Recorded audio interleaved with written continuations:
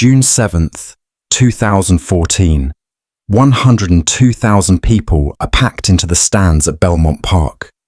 They aren't just here for a horse race. They are here to witness a miracle. California Chrome, the blue-collar underdog, is 1.5 miles away from immortality. He has already conquered the Kentucky Derby and the Preakness Stakes. He is one victory away from ending a 36-year Triple Crown drought. But when the dust settled, the dream was dead. The heartbreak wasn't just in the loss, it was in the why. Was the greatest story in modern racing derailed by a split-second collision at the start? Or did his jockey, Victor Espinoza, panic and throw it all away?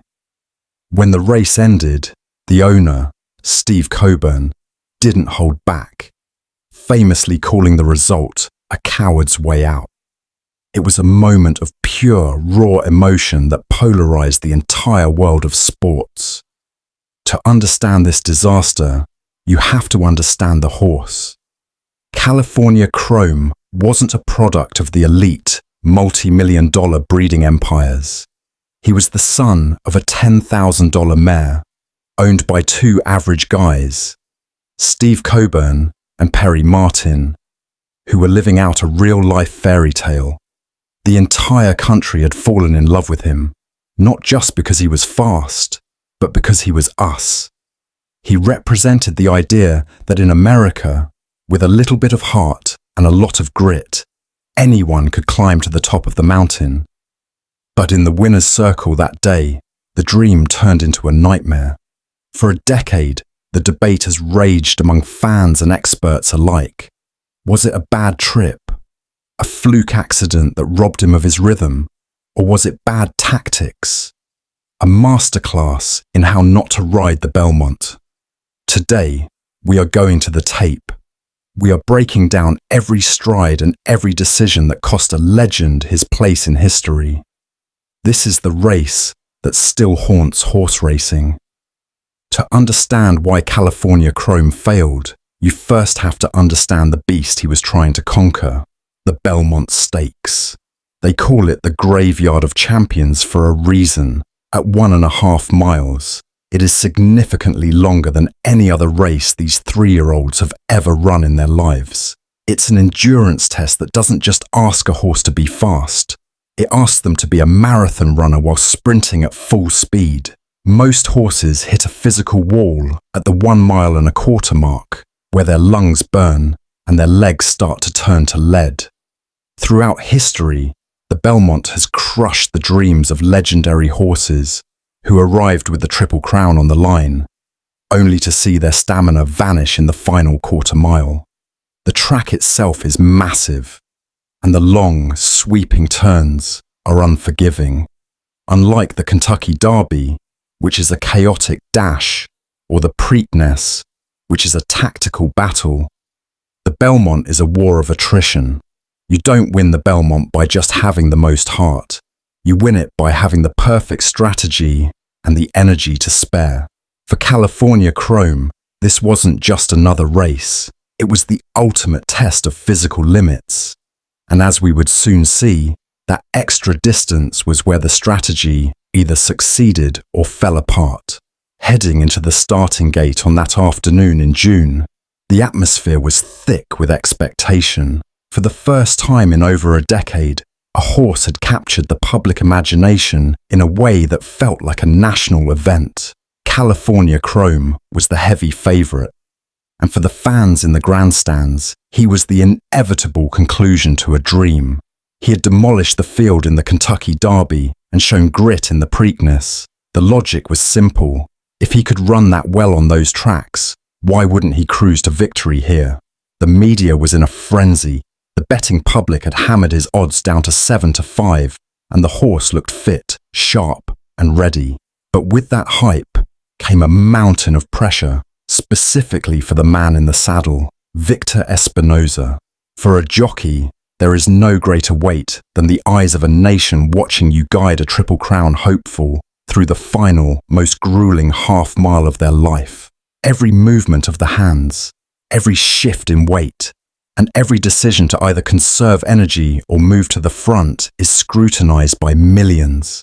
In those final moments before the bells rang, Espinoza wasn't just riding a horse.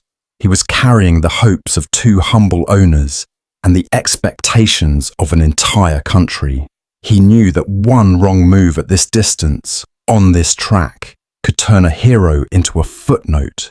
As the gates opened, that pressure was about to meet the harsh reality of the Belmont dirt. Now, the race. The moment that changed everything.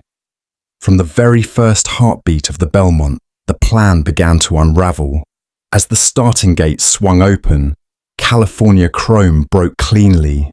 But the harmony he had found in the Kentucky Derby and the Preakness was shattered within the first 100 yards. Just to his outside, the horse named Matterhorn shifted inward, causing a sharp, unsettling collision. It was a violent check, the kind of bump that knocks a horse off their natural stride and forces them to work twice as hard just to stay balanced. Watch the tape closely. In these first few seconds, you can see Chrome's head jerk. He loses that beautiful, fluid momentum he's known for. A horse, like any elite athlete, relies on rhythm. When you are bumped, you are forced to readjust, to gather your legs, and to fight for your position before you've even had a chance to settle into the pack. Many experts argue that this single, violent contact ruined his entire race right out of the gate. They call it a bad trip, the kind of bad luck that's outside of a jockey's control. But was it just bad luck? Or was the positioning from the start already a tactical gamble? When you're running a mile and a half, every bit of energy you waste in the opening seconds has to be paid back in the final stretch. And for California Chrome, that debt was about to come due. Now, why does a bump in the first 100 yards matter so much in a race that lasts over 2 minutes?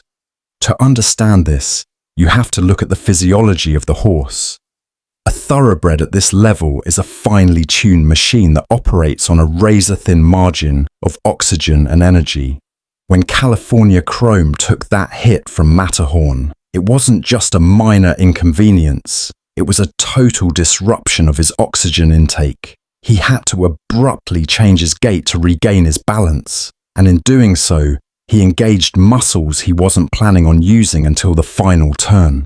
Think of it like a sprinter who gets tripped while running the first 10 meters of a 400-meter dash.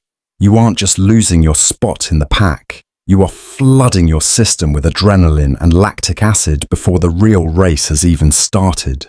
That early scramble, that momentary hesitation, forced Chrome to work harder than his jockey had planned. He was essentially spent in ways that were invisible to the casual fan. His rhythm, the heartbeat of his performance, was broken. By the time they reached the backstretch, he was already fighting a physical debt that he had never had to pay in his previous victories. Was he just a tired horse, or was he a horse whose tank was emptied by a single moment of bad luck at the break?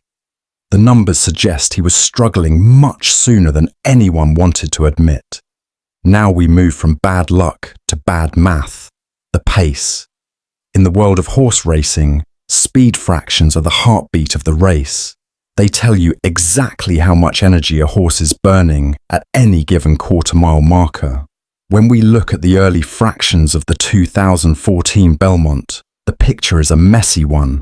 Coming off that early, jarring bump, you might expect a jockey to pull back, to let the horse find his breathing room and settle into a comfortable rhythm. But that isn't what happened.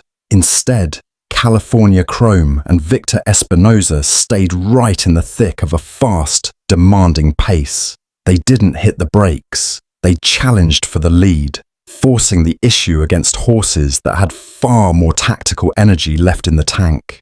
If you look at the clock, they were running fractions that would have been fine for a 1-mile race, but for a mile and a half, it was effectively a suicide mission. The question becomes, did Victor Espinoza let him run too freely, too early, or was he forced to keep the pressure on because he couldn't get the horse to shut off after the initial bump? When a horse is as talented as Chrome, They have a natural instinct to compete, but it's the jockey's job to be the brain. By keeping the pace so high, Espinoza may have inadvertently ignored the red flags that were popping up in the first half mile. He was burning through his reserves while the rest of the field was waiting for the perfect moment to pounce. He was fighting for the lead when he should have been fighting for air. Now we arrive at the most heated debate in the sport, the ride itself. The bad tactics argument isn't about what the horse did wrong. It's about the decision-making of Victor Espinoza in the final, critical turn. Up until this point, we've discussed the bad trip and the early fractions, but it's in the final half mile where the race was truly lost. Watch the tape as they approach the quarter-mile pole. This is the move, that decisive moment where a jockey decides whether to save ground or go for the kill. Many analysts argue that Espinoza moved much too soon. He asked California Chrome for his maximum effort while still on the turn, pressing him to the outside where the horse had to cover more distance. In a 1.5 mile race, every extra inch of track you cover is a mistake. By moving early, he didn't just challenge the other horses, he essentially invited them to chase him. He had the horse in a position to win, but he arguably let him burn his final reserves while the field was still sitting on their best energy. Some say he panicked because he felt the competition closing in. Others say he was too eager to lock down the Triple Crown. But when you look at the way Tonalist, the eventual winner, sat back and waited, the contrast is painful. Tonalist saved his energy for the final stretch, while Chrome was already out there fighting a losing battle against the clock and the geometry of the track. If Espinoza had waited just 2 more strides, would the outcome have been different? It's the question that keeps fans up at night, and it's why this ride is still cited as a classic example of a tactical blunder. Now, in the heat of this debate, it's easy to focus entirely on California Chrome, to wonder what he could have done differently, but we have to give credit where credit is due. Tonalist. While the world was fixated on the Triple Crown hunt, Tonalist and his jockey, Joel Rosario, were running their own perfect race. Tonalist didn't get caught up in the early bumps or the frantic pace that consumed the frontrunners. He sat comfortably in the back, conserving every ounce of energy for that final brutal quarter mile. When you look at the replay, it becomes clear that Tonalist's strategy was the antithesis of Chrome's. While Chrome was forced to exhaust himself against the competition, Tonalist was essentially playing a game of chess, waiting for the exact moment the field grew tired. Did Tonalist win because he was the better horse, or simply because he was given a better trip? It's a bit of both. In a race like the Belmont, a fresh horse in the final stretch is a force of nature. Tonalist didn't just beat California Chrome, he capitalized on every error that had been committed in the first mile. It serves as a reminder that in horse racing, the most talented horse doesn't always win. The horse with the smartest ride and the best timed energy is the one who claims the trophy. But the loss itself wasn't the only thing that shook the sports world that day. The most explosive and perhaps most controversial moment didn't happen on the track. It happened in the post-race interview. Steve Coburn, the man who dreamed of this moment for a lifetime, stood before the cameras and let his raw frustration boil over.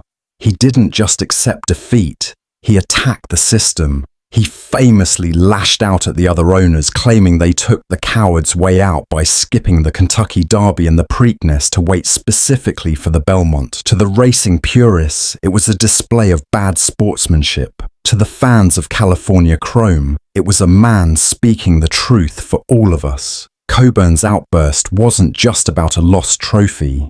It was about his belief that the game was rigged against the underdog.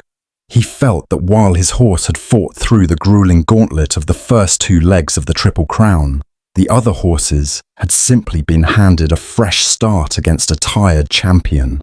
Whether you agree with his sentiment or not, his words captured the deep, visceral sting of a dream deferred.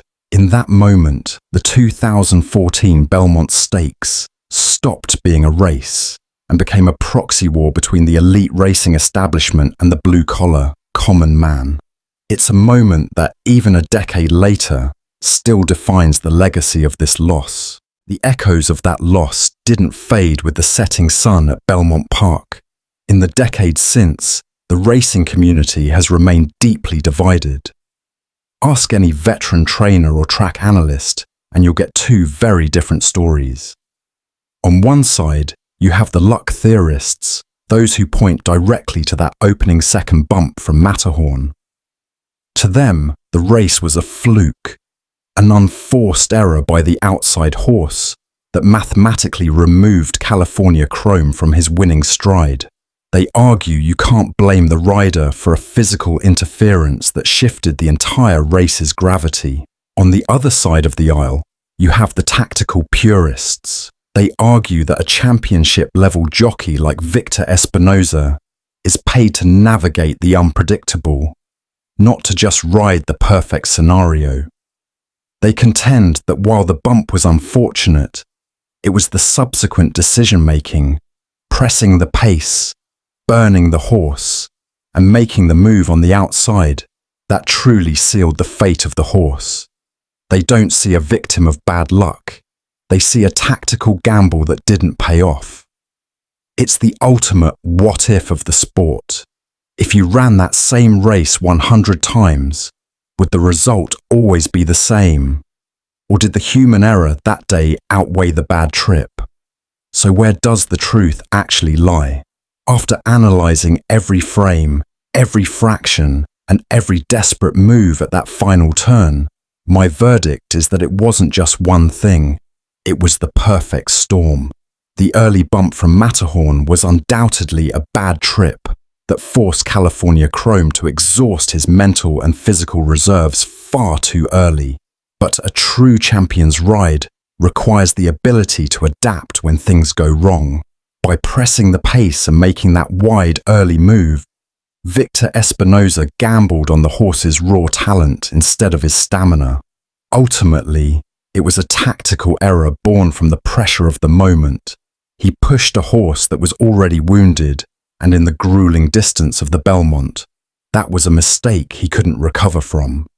California Chrome's legacy remains one of the most polarizing in the history of the sport, not just because of the loss, but because of the dream he represented. Whether you believe that trip was stolen by a bump or lost by a mistake, one thing is certain: he made us care. But what about you? Do you believe Victor Espinoza cost him the Triple Crown? Or was that early collision simply too much for even a champion to overcome? Let me know your take in the comments below. And if you enjoyed this deep dive into the race that still haunts us, hit that like button and subscribe for more investigative looks at the greatest stories in sports. I'm Gallop Universe, and I'll see you in the next one.